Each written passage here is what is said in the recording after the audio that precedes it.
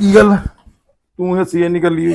ਇਹ ਮੈਂ ਗੇਮ ਦੇਖ ਕੇ ਆਂਦੇ, ਚਲੋ ਆਪਾਂ ਵੀ ਇਹ ਗੇਮ ਖੇਡਦੇ ਆ। ਕਿਹੜੀ ਗੇਮ? ਤੁਸੀਂ ਨਾ ਕੋਈ ਵੀ ਮੈਨੂੰ ਜਾਨਵਰ ਦਾ ਨਾਮ ਦੱਸੋ ਤੇ ਮੈਂ ਉਹਦੀ ਆਵਾਜ਼ ਕੱਢੂੰਗੀ 6-7 ਘੰਟੇ ਲਈ, ਠੀਕ ਆ? ਪੱਕੀ ਗੱਲ ਆ? ਹਾਂ ਪੱਕੀ ਗੱਲ ਆ। ਪੱਕੀ ਗੱਲ ਕਰੀ। ਹਾਂ ਪੱਕੀ ਗੱਲ ਆ, ਚਲੋ ਚਲ ਠੀਕ ਹੈ, ਮਤਲਬ ਜਿਹੜੇ ਜਾਨਵਰ ਦੀ ਮੈਂ ਕਹੂੰ ਤੂੰ ਉਹੀ ਆਵਾਜ਼ ਮੈਂ ਕੱਢ। ਉਹੀ ਆਵਾਜ਼ ਕੱਢੂੰਗੀ। ਹਾਂ ਚਲ ਮੈਂ ਚੁਣਦਾ ਬੱਕਰੀ, ਠੀਕ ਆ? ਠੀਕ ਆ।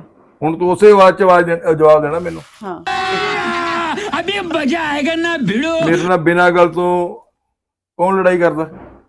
ਮੈਂ। ਮੇਰੀ ਜੇਬ ਚੋਂ ਪੈਸੇ ਕੌਣ ਕੱਢਦਾ? ਮੈਂ। ਤੇ ਹੁਣ ਹਰ ਵਾਰ ਜੋ ਲੜਾਈ ਹੋਊਗੀ ਤਾਂ ਮਾਫੀ ਪਹਿਲਾਂ ਕੌਣ ਮੰਗੂਗਾ? ਮੈਂ। ਪੱਕੀ ਗੱਲ ਹੈ ਨਾ? ਮੈਂ ਹੁਣ ਸਾਰੀਆਂ ਗੱਲਾਂ ਰਿਕਾਰਡ ਕਰ ਰਹੀਆਂ, ਮੁੱਕਰੀ ਨਾ ਹੁਣ। ਅੱਛਾ